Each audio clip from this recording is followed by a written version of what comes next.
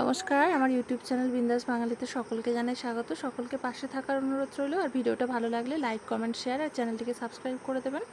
আজকে mango shake বানাবো, তো তার জন্য দুটো আমি আম নিয়েছি। আম দুটোকে খুব ভালো করে কেটে পরিষ্কার করে নিয়ে ছাড়িয়ে নিয়েছি। আর এরকম ছোট ছোট করে কেটে নিয়েছি, যেমন খুশি কেটে নিতে পারো। আমি এরকমভাবে কেটেছি আজকে।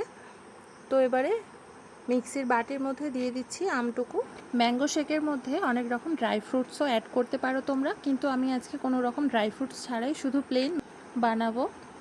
চেষ্টা করি যে মেয়ের কোনটা ভালো লাগে সেই হিসাবে বানানোর যে কোনো জিনিসে। তো আমি অল্প করে একটু আইস কিউব দিয়েছি, কেউ চাইলে এর থেকে বেশিও দিতে পারো। এবারে দিয়ে দিচ্ছি পরিমাণ মতো চিনি, আর দেবো অল্প একটু বিট নুন। আর আমি দুধটা গরুর দুধ দিচ্ছি, প্যাকেট দুধ বা অন্য কোনো যে কোনো দুধ দিতে পারো। এটা গরম করে রুম টেম্পারেচারে রাখা ছিল। এই যে ম্যাঙ্গো শেক হয়ে গিয়েছে রেডি।